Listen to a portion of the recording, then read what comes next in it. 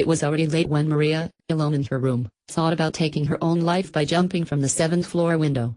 Her day at work, just on the other side of the door, had again started around dawn and only ended 15 hours later. She felt weak, having not eaten for 2 days.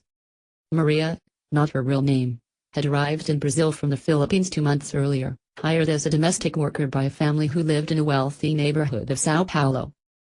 The tasks they set her seemed never-ending. She had to help the mother with the 3 school-aged boys and a baby.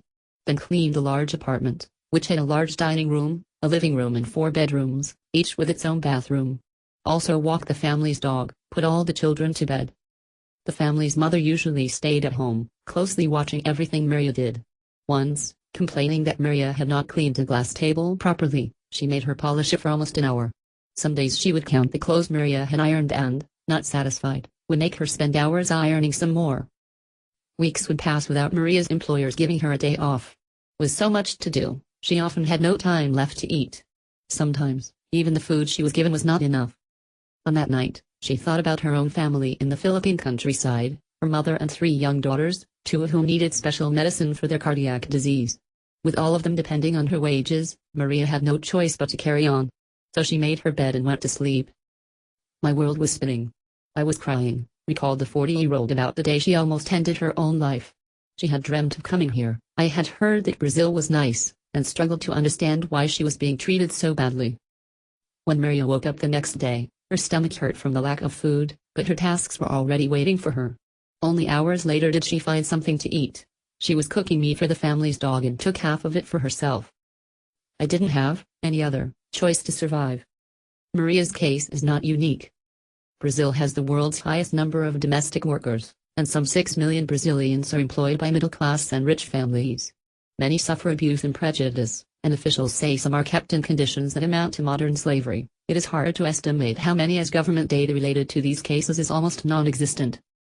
In 2013, Brazil finally started introducing legislation to give housemaids the same rights as every other worker, such as an 8-hour working day, a maximum of 44 hours of work per week and the right to overtime pay.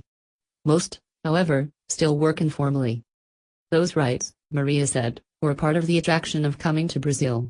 She was also promised what she thought was a decent monthly wage, $600, $460, and longed for the chance to explore a new country.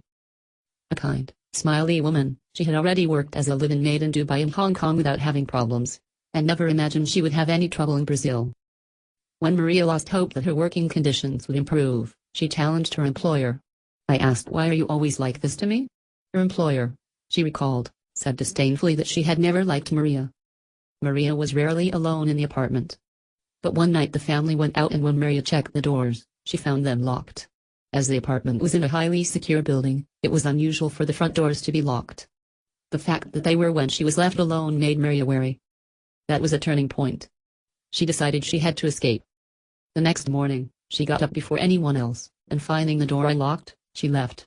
Concerned that the building's security guard may become suspicious seeing her leaving with her luggage and alert her employers, she purposefully and jauntily waved goodbye at the security camera. The trick worked and Maria got away unchallenged. She was still jubilant. I was lucky. Millions of people from the Philippines work abroad, mainly in neighboring Asian and oil-rich Middle Eastern countries, to support their families. But frequent cases of abuse have put the spotlight on how they are treated. In Brazil, 3 other Philippine maids who were recruited by the same agency as Maria also left their employment in the last year under similar circumstances. They were helped by Father Paulo Parisi, who runs the non-governmental organization Miss Alpaz. They were crying, their dignities had been destroyed, he said. I told them this was exploitation. Maria and the other 3 Philippine maids paid $2,000, $1,500, in fees to the agency. Their employers paid the agency $6,000 in the cost of the flights to Brazil. What they were not told when they applied for their jobs was that their visas would be tied to their employment. So even when they found conditions to be bad, they felt they could not just walk out and look for a new job. And to get a new work permit, they would have to leave Brazil. About 250 Filipinas have been hired to work as maids in Brazil since the end of 2012, when legislation paved the way for families here to hire foreigners. Many Brazilians say they prefer Philippine maids because they were well trained and speak English, and so their children can grow up in a bilingual environment. But there might be more to it, said Livia Ferreira, an inspector at Brazil's labor ministry in São Paulo. I think these families started hiring these workers to exploit them, she said. They couldn't find Brazilians that would be at their disposal. The changes in legislation empowered housemaids and they weren't accepting certain working conditions anymore. Ms. Ferreira's team concluded that Maria and the other 3 Philippine maids had been kept in slave-like conditions. Brazilian law defines it as forced labor, work in degrading or risky conditions, without pay or to pay off debts owed to an employer. Their working conditions were very different from what they had been promised. They were kept in forced labor and had exhausting routines, Ms. Ferreira said. The employers, who have not been identified, have not commented. Brazil's public defender's office has launched labor lawsuits against the families and the recruitment agency. The agency denies any wrongdoing and has suspended its recruitment service. The authorities are now looking into the situation of 180 other foreign domestic workers, and some labor law violations have already been found in the first cases. Maria has found a new job after the government gave her and the other Philippine maids new visas. But her life is not without fear. 2 months ago, the flat she moved into was ransacked. Nothing was taken, but Maria saw it as a warning. Most of what Maria earns goes towards paying off debt she got into to pay the agency which first placed her in Brazil.